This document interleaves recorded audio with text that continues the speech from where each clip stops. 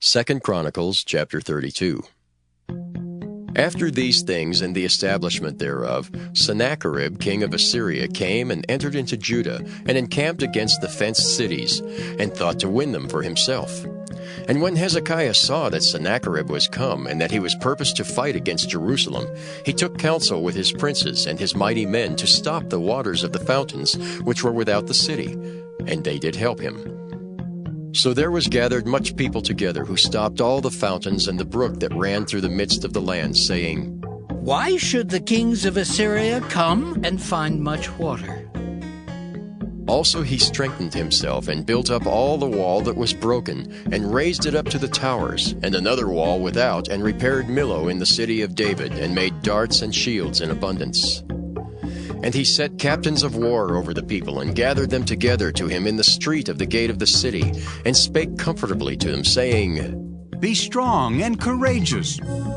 Be not afraid nor dismayed for the king of Assyria, nor for all the multitude that is with him. For there be more with us than with him. With him is an arm of flesh, but with us is the Lord our God to help us, and to fight our battles.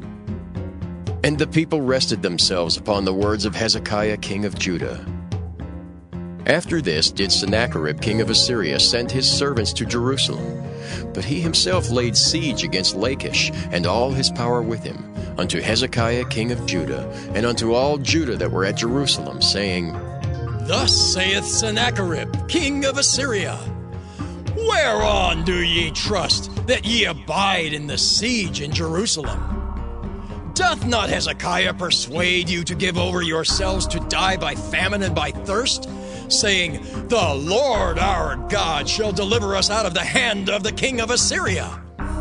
Hath not the same Hezekiah taken away his high places and his altars, and commanded Judah and Jerusalem, saying, Ye shall worship before one altar, and burn incense upon it? Know ye not what I and my fathers have done unto all the people of other lands? Were the gods of the nations of those lands anyways able to deliver their lands out of mine hand? Who was there among all the gods of those nations that my fathers utterly destroyed, that could deliver his people out of mine hand, that your God should be able to deliver you out of mine hand? Now therefore, let not Hezekiah deceive you, nor persuade you on this matter, neither yet believe him. For no God of any nation or kingdom was able to deliver his people out of mine hand and out of the hand of my fathers. How much less shall your God deliver you out of mine hand? And his servants spake yet more against the Lord God and against his servant Hezekiah. He wrote also letters to rail on the Lord God of Israel, and to speak against him, saying, As the gods of the nations of other lands have not delivered their people out of mine hand, so shall not the God of Hezekiah deliver his people out of mine hand. Then they cried with a loud voice in the Jews' speech unto the people of Jerusalem that were on the wall, to affright them and to trouble them, that they might take the city. And they spake against the God of Jerusalem, as against the gods of the people of the earth, which were the work of the hands of man. And for this cause Hezekiah the king, and the prophet Isaiah the son of Amoz, prayed and cried to heaven. And the Lord sent an angel, which cut off all the mighty men of valor, and the leaders and captains in the camp of the king of Assyria. So he returned with shame of face to his own land. And when he was come into the house of his God, they that came forth of his own bowels slew him there with the sword.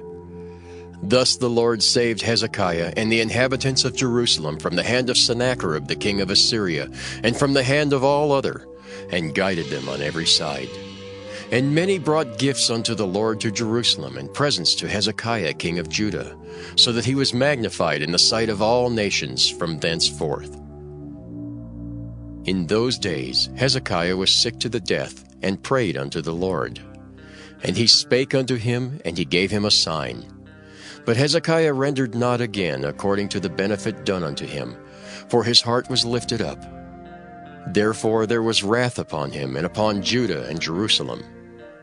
Notwithstanding, Hezekiah humbled himself for the pride of his heart, both he and the inhabitants of Jerusalem, so that the wrath of the Lord came not upon them in the days of Hezekiah. And Hezekiah had exceeding much riches and honor, and he made himself treasuries for silver and for gold, and for precious stones, and for spices, and for shields, and for all manner of pleasant jewels. Storehouses also for the increase of corn and wine and oil, and stalls for all manner of beasts, and coats for flocks. Moreover, he provided him cities and possessions of flocks and herds in abundance. For God had given him substance very much. This same Hezekiah also stopped the upper watercourse of Gihon, and brought it straight down to the west side of the city of David. And Hezekiah prospered in all his works. Howbeit in the business of the ambassadors of the princes of Babylon, who sent unto him to inquire of the wonder that was done in the land, God left him to try him, that he might know all that was in his heart. Now the rest of the acts of Hezekiah and his goodness, behold, they are written in the vision of Isaiah the prophet, the son of Amoz, and in the book of the kings of Judah and Israel. And Hezekiah slept with his fathers, and they buried him in the chiefest of the sepulchres of the sons of David. And all Judah and the inhabitants of Jerusalem did him honor at his death. And Manasseh his son reigned in his stead.